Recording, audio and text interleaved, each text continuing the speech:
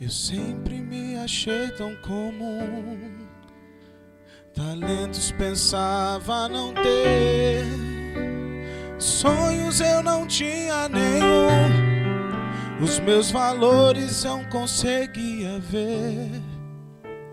Eu queria ser super-herói, ter poderes para me transformar nos heróis. A ferida não dói e na tristeza eles podem voar, eles podem voar, mas eu não sei voar. Eles podem voar, mas eu não sei voar.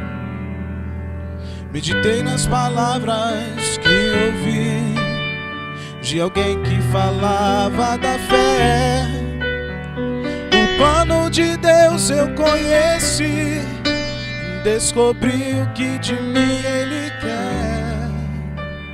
Ele quer que eu carregue a minha cruz, Ele quer pelas mãos me guiar, me tirando das trevas, me levando para a luz. Ele quer me ensinar a voar. Com Deus eu posso voar, com Deus eu posso voar e o céu alcançar. Voar é aprender a amar. Com Deus eu posso voar, com Deus eu posso voar e o céu alcançar.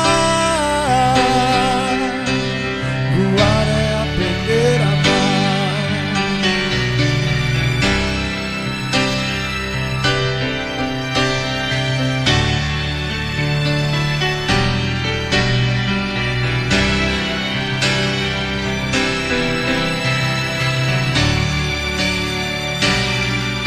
eu posso voar, em Deus eu posso voar e o céu alcançar. Voar é aprender a amar. Com Deus eu posso voar, com Deus eu posso voar e o céu alcançar. Voar é aprender a amar. Amém. Feliz sábado a todos. Que bom estar mais uma vez com vocês hoje aqui. Hoje, queridos, estarei falando especificamente sobre o legado. Qual o legado que você tem deixado para a posteridade? Quando você morrer, como você quer ser lembrado? Saibam que o mundo é movido por perguntas e não por respostas. E por isso eu faço algumas perguntas a você. Estava ainda agora olhando o Pedro ali, e o Pedro já está virando giraia, viu, irmãos? Pedrinho está virando giraia. Para lá, Pedro. Vida é dura. Débora, pega ele aqui. Está virando giraia já, irmãos. E puxou os bancos, e sentou, e fez um monte de coisa. Qual o legado que você tem deixado? Né, Pedro? Vida é dura. É que ele me vê pregar e quer também pregar. Eu tenho até um microfone para eles, irmãos. Eu comprei um microfone para ele, que ele me vê com o microfone. Só Jesus. Qual o legado? Como você quer ser lembrado quando você morrer? O que você tem deixado para a posteridade? O sermão de hoje tem o objetivo de responder essas perguntas. O legado. E o texto base que quero trazer a você, para nós estudarmos juntos, é um texto bastante conhecido, que se encontra em Provérbios 22, verso 6. É um texto bastante conhecido. Esse sermão eu fiz para o período dos pais, do Dia dos Pais, e hoje estou pregando aqui. Nós estamos passando pela Semana da Pátria. Ontem, dia 7 de setembro, Qual o legado que nós estamos deixando para a pátria, para o país? O texto bíblico começa a dizer assim, Provérbios 22, verso 6. Instrua a criança segundo os objetivos que você tem para ela, e mesmo com o passar dos anos, não se desviará deles. Sabe, queridos, trabalhar na formação de crianças e adolescentes socialmente felizes, livres e empreendedores é um belo desafio nos dias de hoje. Ter uma criança feliz, sociável, ter uma criança empreendedora, ter uma criança emocionalmente estável, nos dias de hoje é um belo desafio. Mas ainda, queridos, a solidão nunca foi tão intensa. Nunca os pais, nesse período que vivemos, escondem, por exemplo, os seus sentimentos dos filhos. Os filhos escondem suas lágrimas de seus pais. Os professores se ocultam atrás do giz.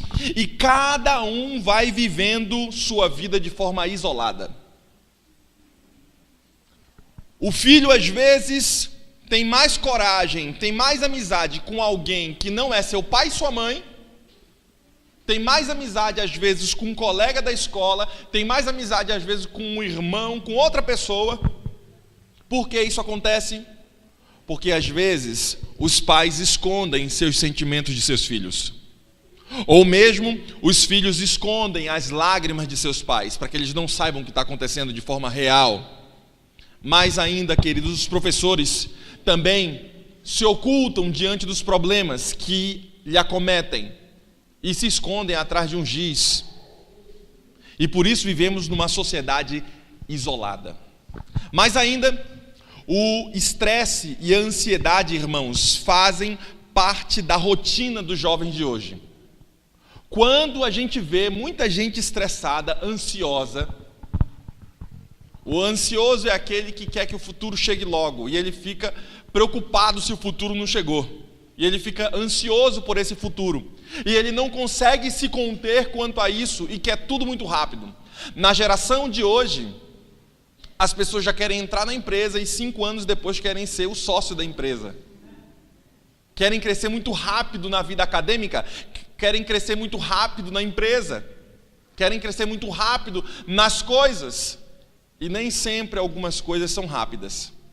E às vezes é preciso que se passe tempo nesse processo. Eu lembro que ainda se usa, o pessoal fala que não usa não, mas ainda se usa carbureto, que é uma pedra, para poder amolecer as bananas. Muitas bananas vêm no caminhão para abastecer e como elas são colhidas verdes, eles colocam aquelas pedras, o carbureto, dentro do caminhão e quando o camarada está vindo, a banana já está num período maduro. Mas ela não amadureceu no pé, não amadureceu de forma correta, ela amadureceu no carbureto. Daí vem a expressão, foi feito no carbureto, ou seja, foi feito muito rápido. Você pode até ver algumas bananas que você compra, por exemplo, na feira, que as bananas têm vários pinguinhos assim na casca da banana, cheio de manchas assim. É justamente porque ela veio via carbureto. Sabe, queridos, quando você vai comer essa banana, você percebe que ela está madura, mas ela não está saborosa. Ela não tem o gosto adocicado, não tem um gosto tão bom. Por quê? Porque foi feito muito rápido. Tem algumas coisas na nossa vida que precisam ser feitas de forma devagar. Sabe, queridos, nesse mundo de ansiedade que nós vivemos hoje, a produção de conhecimento se multiplicou, mas as novas gerações não estão sendo formadas para pensar, e sim para repetir informações.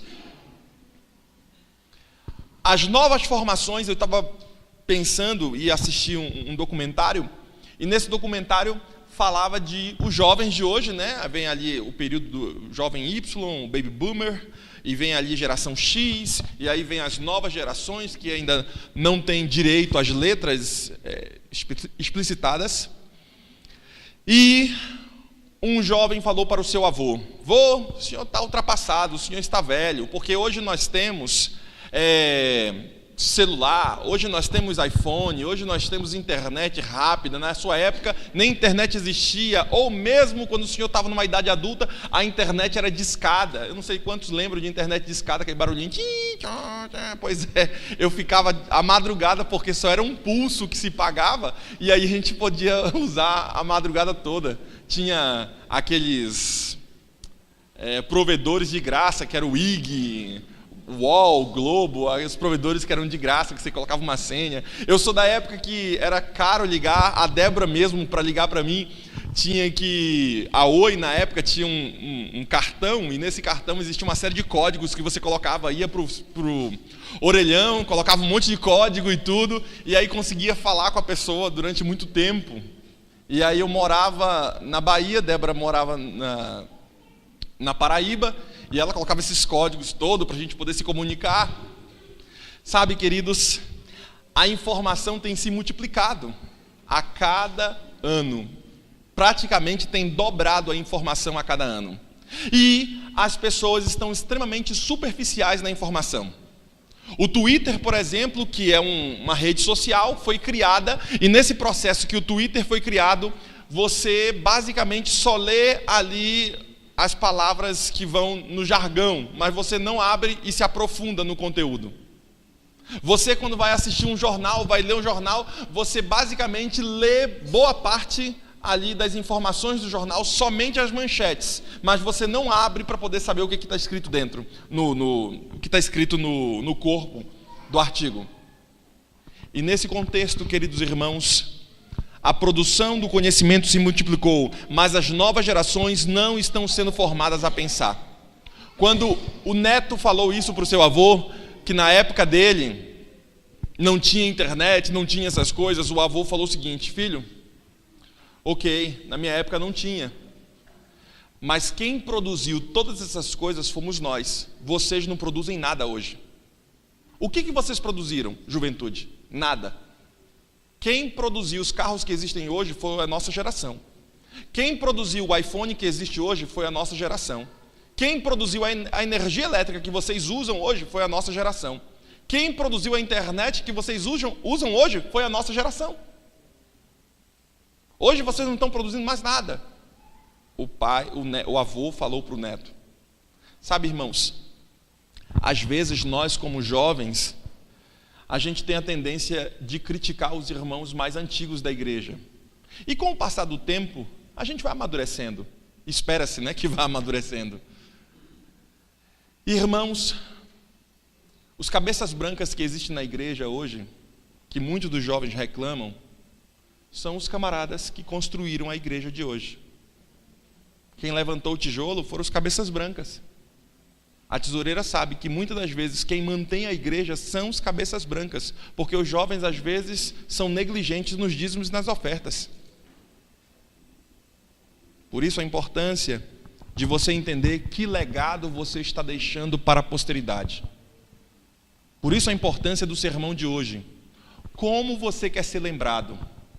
Sabe, querido, a condição física, mental dos pais é perpetuada nos filhos. Você olha às vezes para uma filha, você vê assim, ó, é parecida com a mãe. A condição física, às vezes é parecida, e a condição mental também. Se os pais não estudam, é bem possível que aqueles filhos também não leem. Porque a autora assim diz.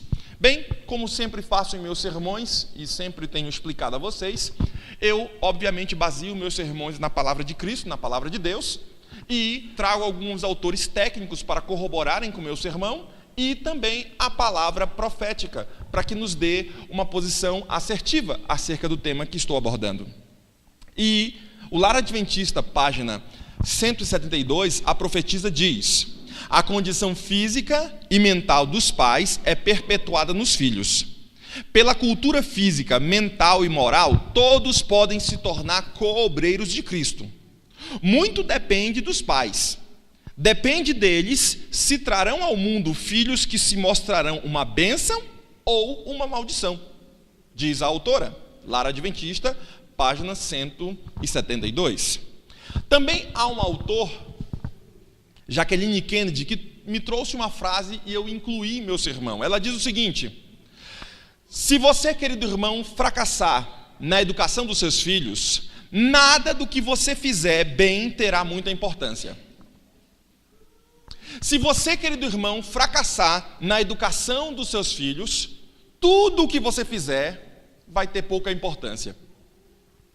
Você pode construir sua casa, você pode comprar um carro novo, você pode estudar, você pode ser doutor, mas se você não educar bem seus filhos, se você fracassar na educação dos seus filhos, tudo isso será perfumaria. Tudo isso será secundário.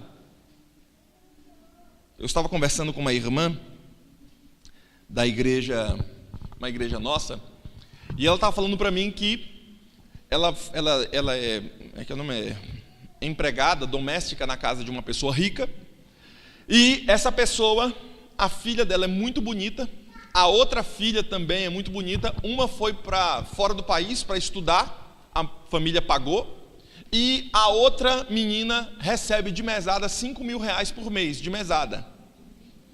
Aí a irmã falou para mim: pastor, é 3 vezes meu salário, pastor. A filha lá recebe de mesada. E a menina torra a mesada em maconha, em drogas e por aí vai. E a irmã falando para mim: pastor, teve vezes que eu fui limpar o quarto, joguei um monte de maconha fora. A irmã falando para mim. E a menina linda, a irmã falou para mim que a menina é muito bonita, ela tentou se matar já a 6ª vez. Sabe, queridos, se você fracassar na educação dos seus filhos, nada que você fizer bem vai ter muita importância. Você pode ser rico, pode conquistar o mundo, mas se você fracassar na educação dos filhos, a casa caiu. Qual o legado que você tem deixado para a posteridade? Nessa Semana da Pátria, em que estamos vivendo, no legado que o país tem, qual o legado que você tem deixado para o país? Sabe, queridos, o primeiro item que quero falar a vocês nesse meu sermão, como deixar um legado, ou o legado que você tem deixado, é que o primeiro passo é que você precisa entender que ensinar é um ato de amor. Numa família saudável, e lembre-se que estou baseando meu sermão em uma família saudável, os pais assumem a responsabilidade de orientar os filhos, ensinar e treinar e disciplinar os filhos. No mundo grego antigo, 2 palavras descreviam a função dos pais: ensinar e treinar. A palavra que significava pai, na época da Bíblia, no mundo grego, era: o pai é aquele que ensina e aquele que treina. Mais do que isso, irmãos, a palavra grega que fala sobre ensino significa literalmente colocar na mente. Por isso eu trouxe esse texto bíblico para vocês hoje. Encucar, colocar na mente. Isso é ensinar e treinar. Na forma grega de pensar, querido irmão, isso era feito por meio de admoestações verbais, ou seja, os pais falavam as palavras. A palavra para treino significa punir. Uma das coisas que é às vezes esquecidas no mundo de hoje pelos pais é que eles precisam punir. E essa palavra punir, no mundo de hoje, se torna quase um palavrão feio. Os pedagogos, os estudiosos da educação, as mentes se juntaram para fazer o ECA. Quem é professor sabe o que eu estou falando. O ECA é uma ECA. É horrível. Quem é professor vai entender o que eu estou falando.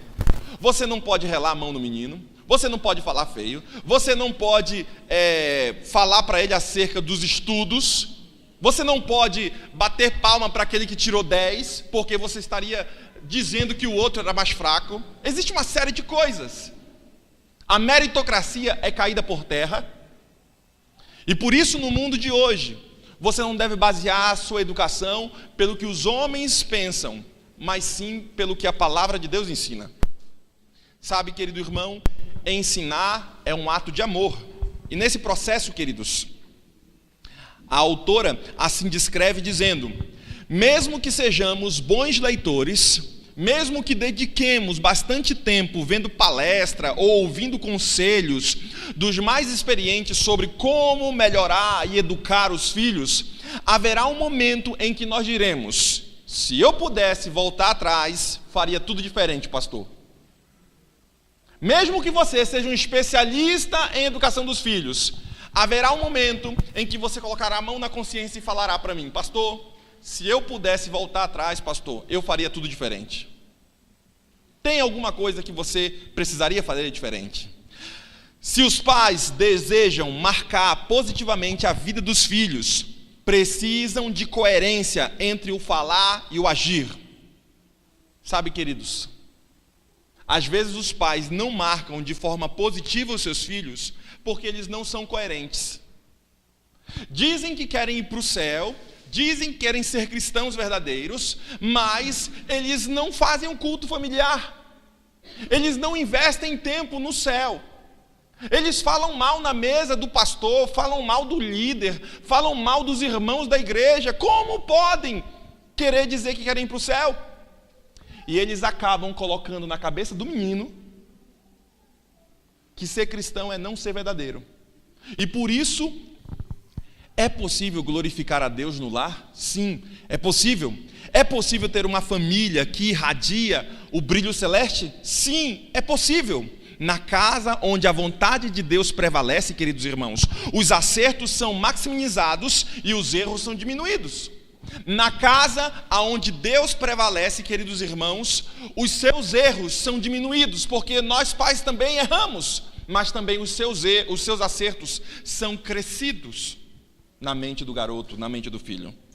Por isso, punir, colocar na mente, é um ato de amor, querido irmão. Numa família saudável, e lembre-se, numa família saudável, os pais equilibram palavras e ações, reservam momentos para explicarem as regras e as consequências de quebrá-las. Mais do que isso, também colocam em prática ações amorosas ao administrarem as consequências.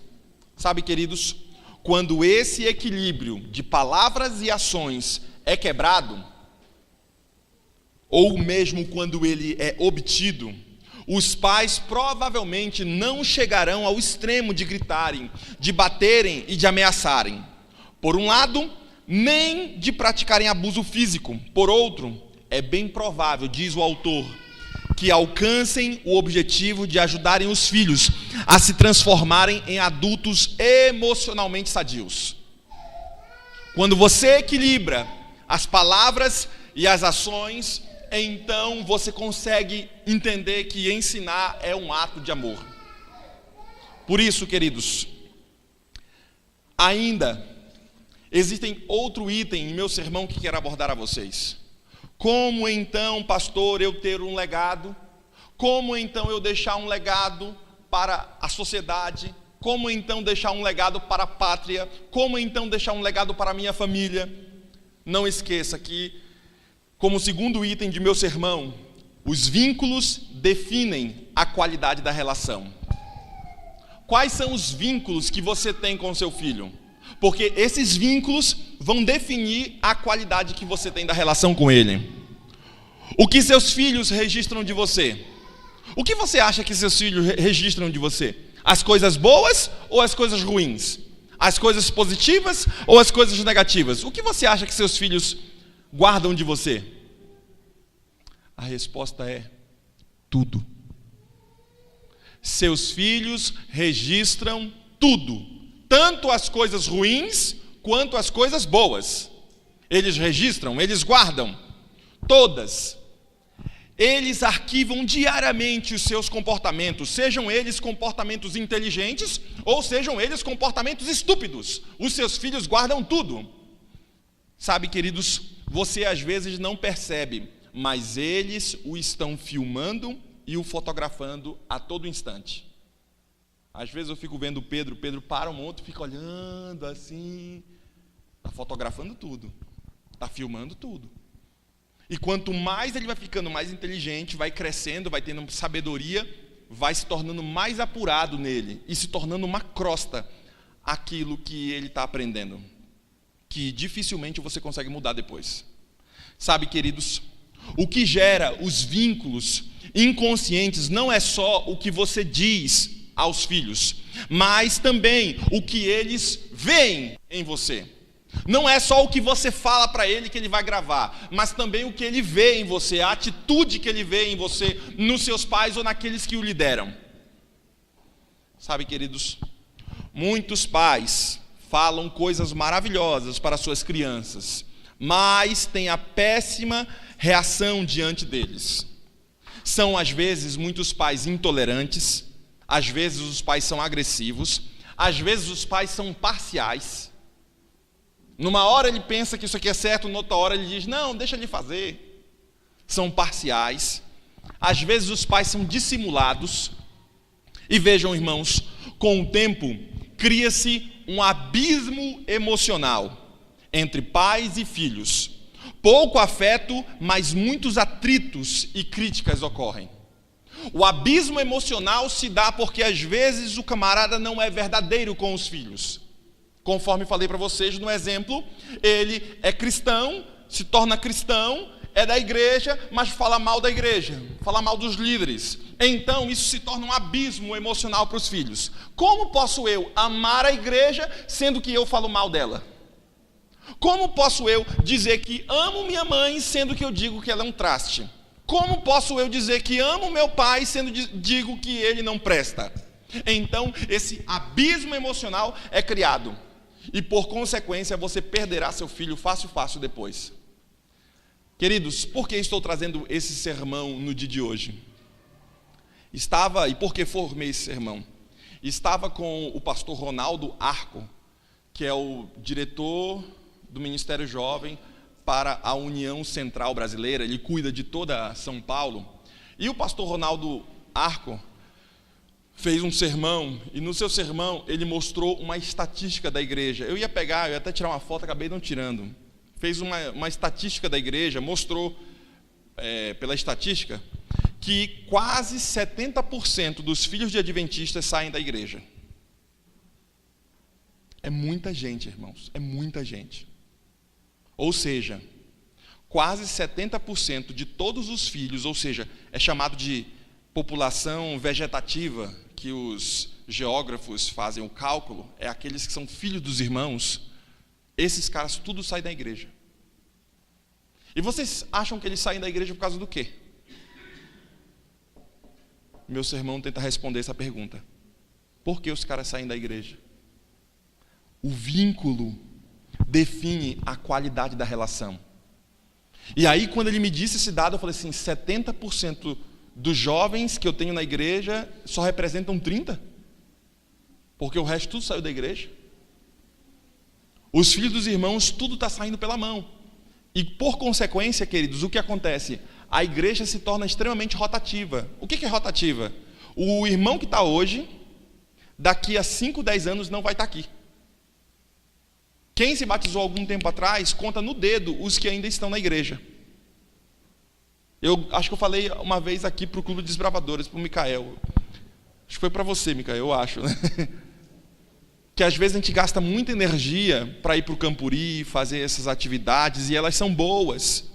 Mas às vezes a gente não gasta a mesma energia para a vida espiritual dos jovens.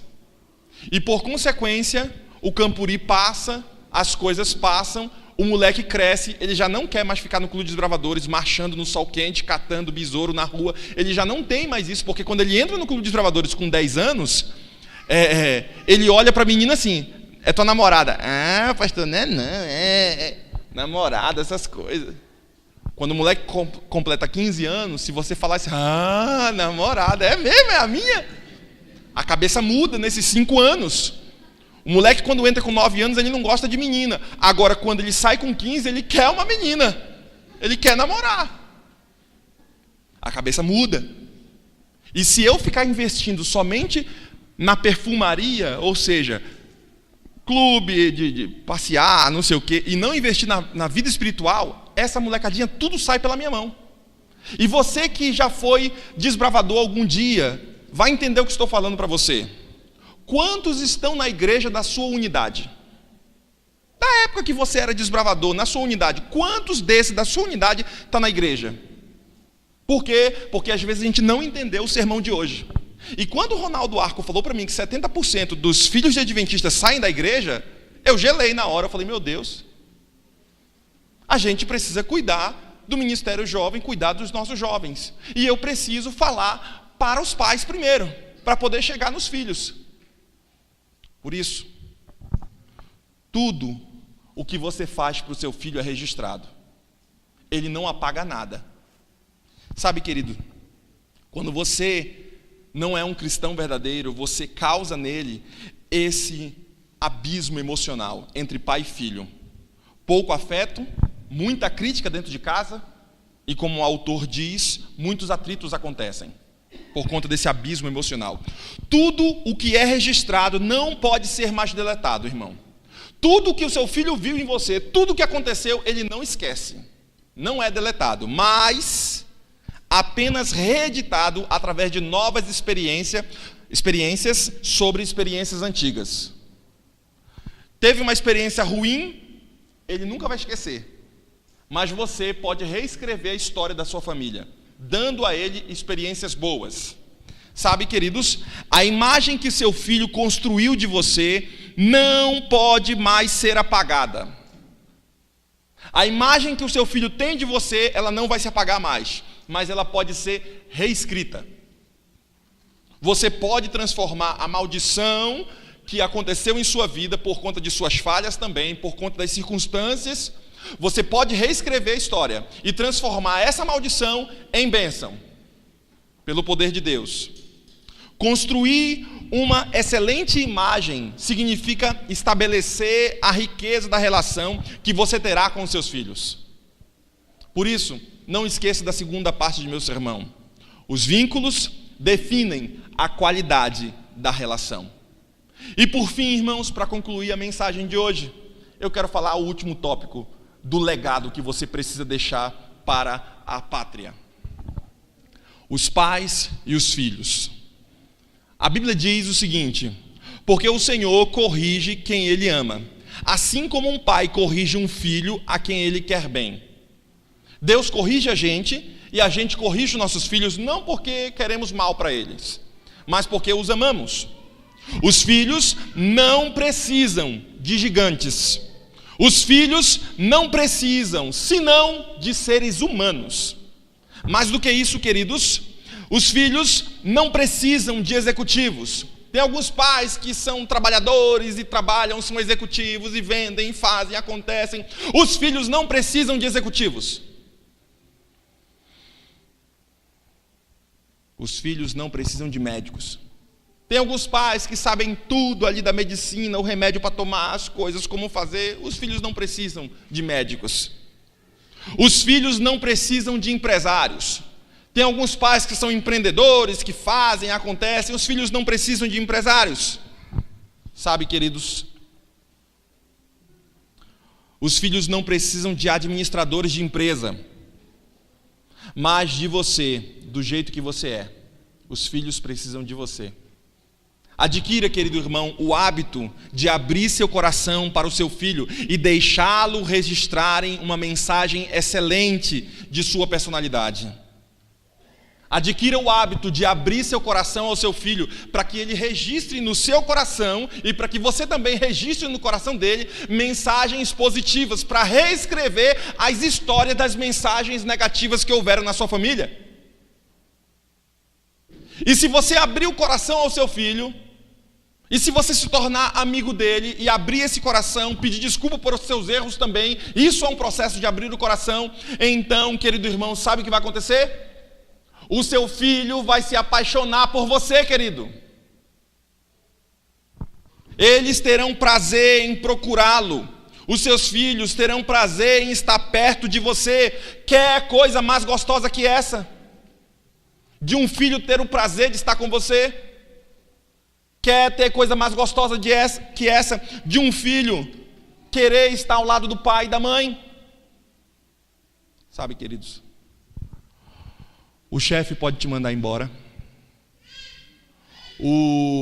Os amigos podem te renegar.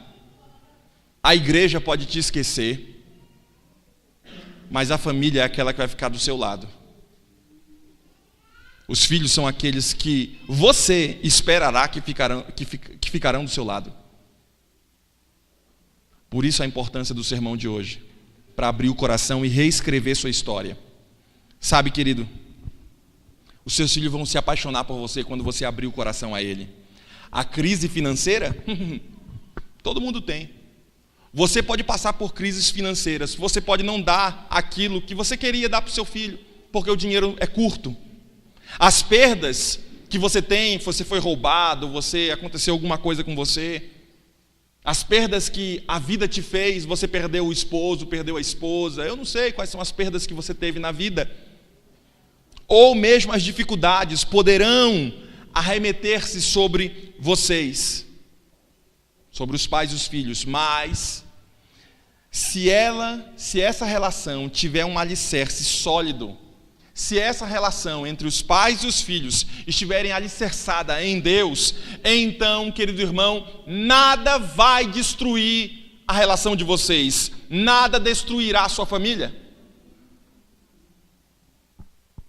O bom exemplo constitui o melhor e o mais eficaz sistema de educar os filhos, diz um provérbio judaico.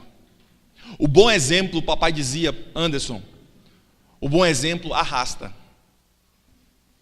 Falar, ensinar, dizer é bom, mas o exemplo arrasta. Você tem que dar o exemplo. Papai dizia para mim.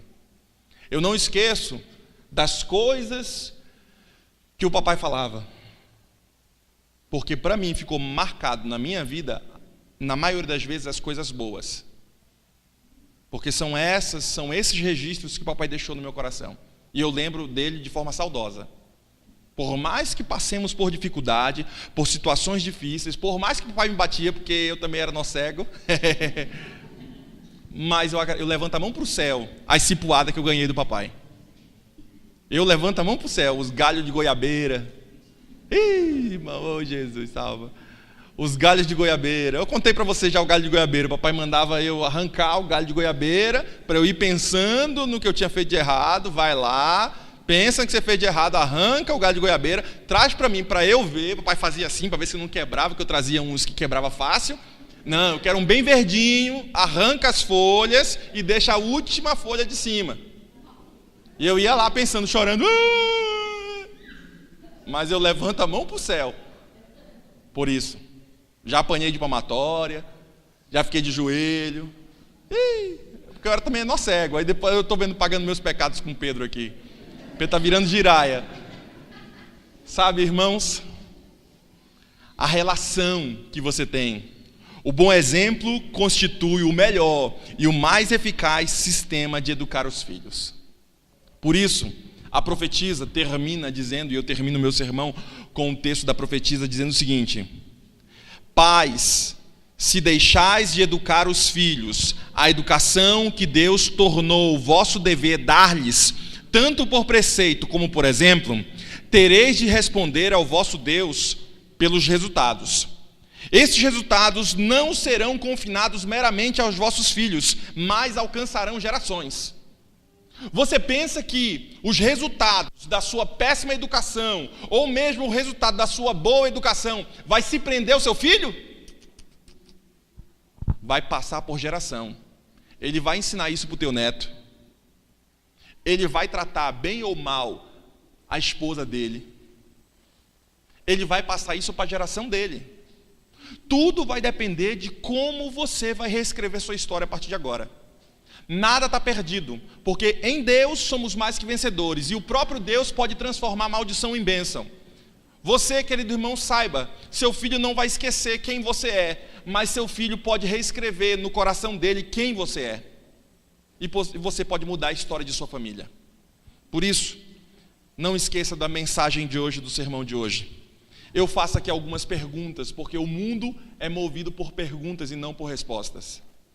Primeira pergunta, para que você grave o meu sermão: deve gerar filhos quem não quer ter o trabalho de criá-los ou de educá-los? Alguém que não quer ter o trabalho de criar filho, de educar filho, de gastar tempo com filho, deve gerar filhos? Por quê? Quem pode me ajudar? Porque não vai cuidar. O que mais? Por quê? Alguém que não quer ter o trabalho de criar os filhos não deve gerar. Por quê? Porque sobra para as vó, sobra para a escola, porque serão rebeldes. O que mais? Sobra para a pátria, para a sociedade. Não vão ter tempo de educar. Sabe? Por que temos tanto delinquentes hoje?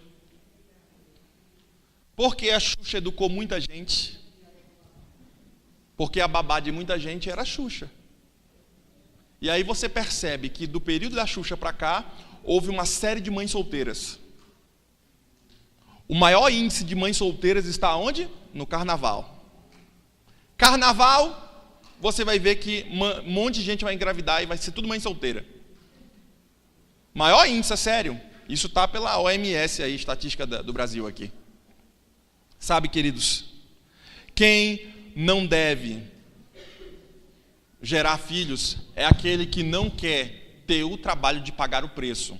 Há um livro de uma autora chamada Cristina Macena, é um livro da CPB, que tem por título Sonhe e Pague o Preço. Quer você sonhar com seu filho bem? Quer você sonhar com um futuro melhor? Então pague o preço. Tem gente que quer sonhar e quer ganhar fácil e não quer pagar o preço. Tem gente que quer passar no vestibular para medicina, mas não quer estudar. Tem gente que quer ganhar muito dinheiro, mas não quer procurar um emprego, nem melhorar, nem se profissionalizar. Sonhe alto, não há problema em sonhar, porque sonhar ainda é de graça. Mas pague o preço do seu sonho. Quer ter um filho que vá para o céu? Então traga ele para a escolinha das crianças. Quer ter um filho que esteja bem caminhado no Senhor? Então faça o culto familiar. Invista no céu, para que o inimigo não roube a herança que Deus te deu. Sabe, eu termino meu sermão com a minha frase do começo. Se você fracassar na educação dos seus filhos, nada do que você fizer bem terá muita importância. Nada. Por isso, é preciso mesclar ações e palavras. É extremamente eficaz na educação dos filhos. Eu falo, mas também eu ajo de acordo com o que eu falo. Eu vou mesclando as ações e a palavra. E isso é verdade tanto nos ensinos das habilidades, na formação do caráter. Fazer coisas com seus filhos, ainda que não haja nenhum objetivo educacional específico, é, na verdade, ensinar a eles o valor do relacionamento. Fazer coisas com seu filho, com a família junto, mesmo que você não esteja ensinando nada para ele, você vai estar dizendo, família é isso, é a gente fazer coisa junto. Isso é família.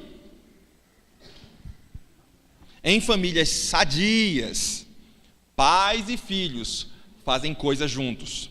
Às vezes, essas atividades são desenvolvidas com um objetivo educacional específico. Eu quero ensinar alguma coisa para o meu filho, então vamos fazer junto. Em outras ocasiões, acontecem simples por diversão, mas todas as atividades familiares constituem, na verdade, momentos de educação dos filhos. Ontem, eu saí de manhã com o Pedro e fomos para o parque. Todos os anos eu vou para o... Como é que é o nome do negócio? Ver a marcha lá do Ibirapuera, ver a marcha lá do... Não é Ibirapuera, é no Sambódromo lá, né? No Pacaembu, né? Anhembi, Pacaembu é Rio de Janeiro. É, tudo junto. E eu vejo os caras marchando lá, vejo os desbravadores, aventureiros, todo mundo lá marchando. Todos os anos eu vou. Mas esse ano eu não fui, estava frio de manhã também, aí eu falei, e com o moleque vai ficar bom. E o sol começou a abrir melhor, por volta das 9, 10 horas. E aí então eu levei o Pedro para o parque do Tietê e aluguei uma bicicletinha daquela lá. E fiquei andando com o moleque lá, eu e a Débora andando. Isso é só para dizer o seguinte para ele: família é isso, é fazer coisa junto. Eu não estou ensinando nada para o Pedro. Eu não fui para lá para dar uma lição para ele.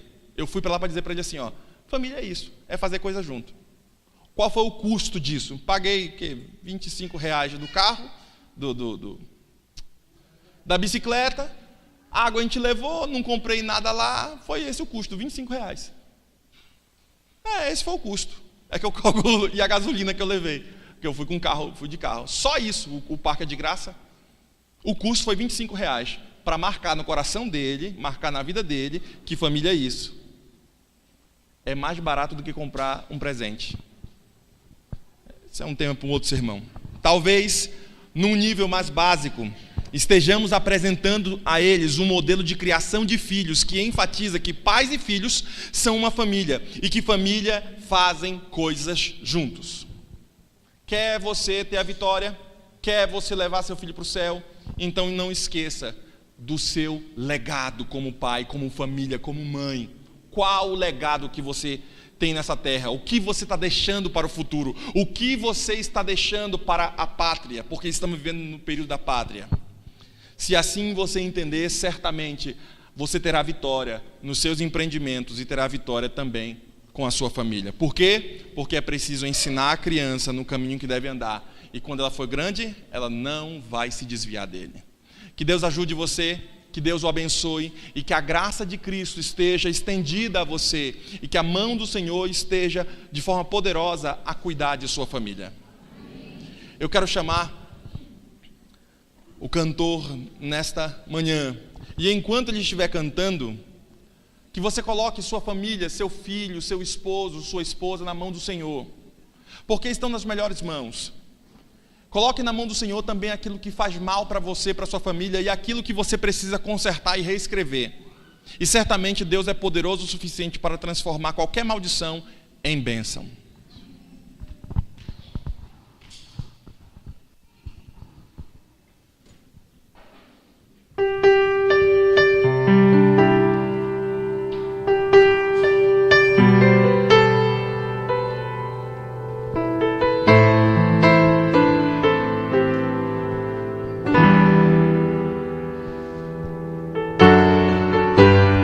Tudo que eu quero está em ti, toda a minha vida eu lhe entrego,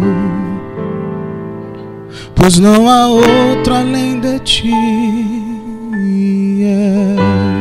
Tudo que eu possa conquistar não se compara à tua presença,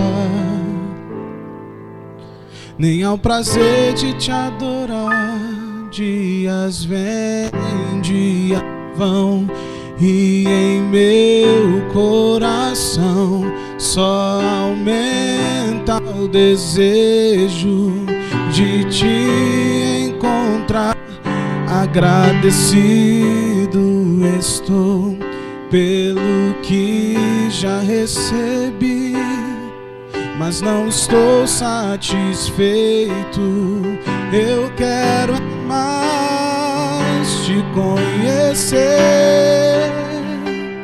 e prosseguir em te conhecer. Este é o alvo da minha vida, Senhor. Te conhecer e prosseguir em te conhecer é tudo que eu quero pra minha vida, Senhor. Tudo que eu quero está em ti, toda a minha vida eu lhe entrego, pois não há outra além de ti. Tudo que eu possa conquistar não se compara à tua presença, nem ao prazer de te adorar. Dias vêm, dias vão, e em meu coração só aumenta o desejo de te encontrar. Agradecido estou pelo que já recebi, mas não estou satisfeito. Eu quero é mais te conhecer e prosseguir em te conhecer. Este é o alvo da minha vida, Senhor.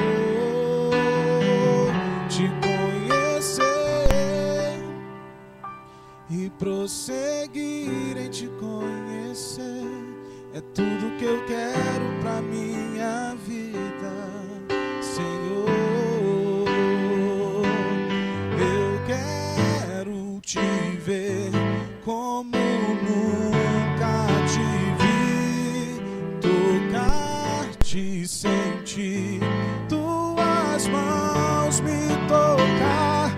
Podes fazer em mim o que tens de fazer. Quero ser segundo o seu coração, te conhecer e prosseguir em te conhecer. Este é o alvo da minha vida, Senhor.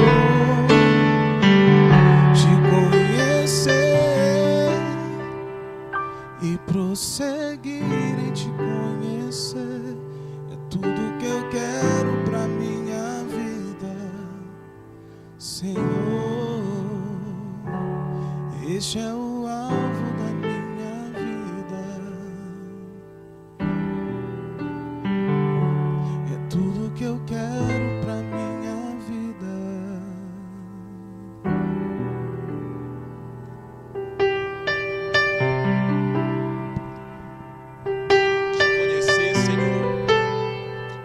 Próximo de ti, Senhor, é o alvo de nossa vida.